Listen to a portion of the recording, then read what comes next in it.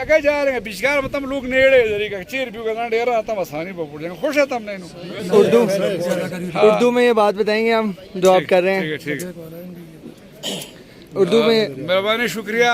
ہم تو پہلے تو تحریک لبیک والوں کی شکریہ ادا کرتے ہیں اور خصوصاً جو ہم ڈاکٹر شفیق امینی صاحب کی اور اس کے ساتھ کوآپریشن جو کتنے بندوں نے بھی کیا ہوا ہے. ادھر اس ٹیم کے ساتھ حفیظ صاحب آئے ہیں اور باقی جو آپ کا نام ہے میاں اکمل حسین صاحب آئے ہیں. اس ٹیم کی ہم شکریہ ادا کر رہے ہیں کہ یہ ڈسٹرکٹ سوات کا آخری سرح ہے چترال کے ساتھ ملا ہوا ہے اور یہ بہت دشوار گزار راستے پہ آئے. آپ دیر پہ کمراٹ پہ اس پہاڑی پہ اتر کے ادھر آئے.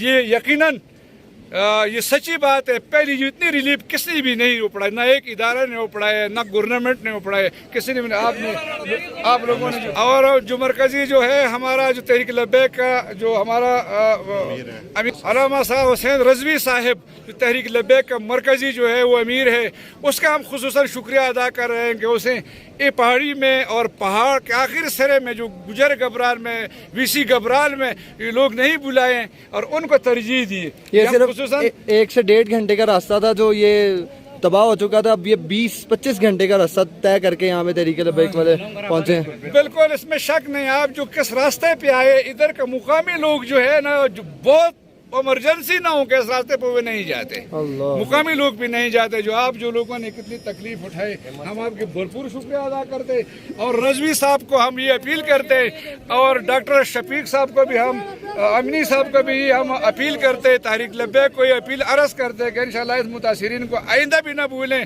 اور آئندہ بھی آپ کے وساطت کتنی بھی امداد ہو, ریلیف ہو, ترجیح ہو, ان لوگوں کو دینے چاہیے. یہ ہم اپیل کرتے ہیں. اس میں ہم یہ کہنا چاہیں گے کہ قائد ملت اسلامیہ علامہ سعد حسین رضوی صاحب آپ کے حکم کے مطابق جب تک مکمل بحالی نہیں ہو جاتی تحریک لبیک کا ہر کارکن ہر ذمہ دار آپ کے ساتھ کھڑا ہے اور